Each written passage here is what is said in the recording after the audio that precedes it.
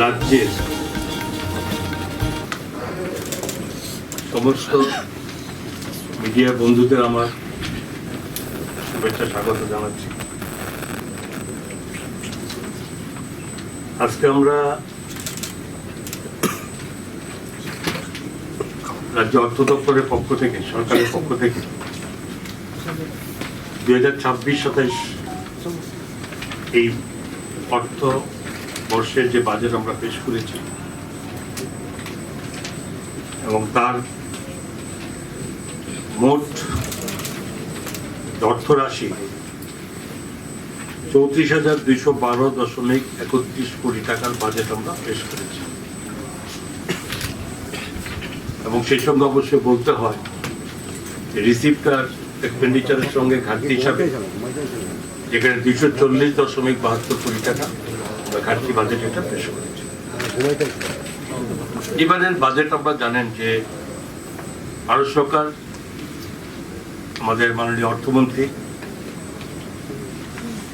ভারত সরকারের নির্মলা সীতারমণ যে বাজেট পেশ করেছিলেন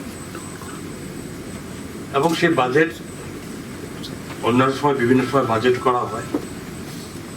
এবার বাজেট মূলত যে রাষ্ট্রকে শক্তিশালী করা এবং সবচেয়ে বড় কথা বিকশিত ভারত 2047-কে লক্ষ্য করে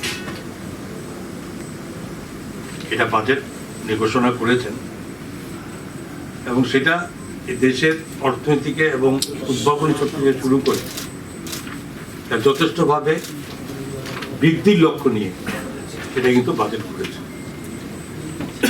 ঠিক তেমনি আমরাও আমাদের রাজ্যের এই 2047 বিকশিত ভারতের সঙ্গে সঙ্গে আমাদের রাজ্যের মাননীয় মুখ্যমন্ত্রী বিকশিত ত্রিপুরা 2047 আমরা রোডম্যাপ তৈরি করেছি এবং সেই লক্ষ্যকে সামনে রেখে শুরু হয়েছে আমাদের যাত্রা এবং তাকে শক্তিশালী রূপ দেওয়ার জন্য, সঠিক জায়গায় পৌঁছানোর জন্য ওই 2047-কে লক্ষ্য ওখানে পৌঁছানোর লক্ষ্য রেখেই শুরু হয়েছে বাজেটের এখন আমরা তৈরি করা।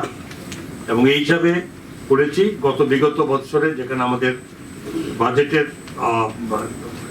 আকার ছিল তার থেকে 5.52% এবারে বাজেটে আমরা বৃদ্ধি করেছি।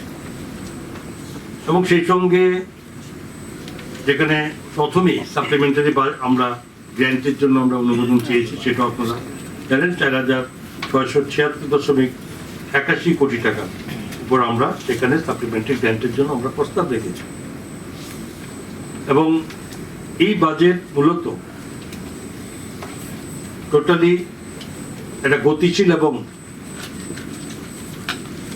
মূলধনী ব্যয়ের উপরে গুরুত্ব দেওয়ার বাজেট, যেখানে রাজ্যের সর্বস্তরের মানুষের এবং রাজ্যের অর্থনৈতিক কাঠামো ইনফ্রাস্ট্রাকচার তৈরি করা এবং এগুলোর মাধ্যমেই আগামী দিনে যেখানে ভবিষ্যৎ কর্মসংস্থানের ভবিষ্যৎ থেকে শুরু করে এটাকে বৃদ্ধি পাবে।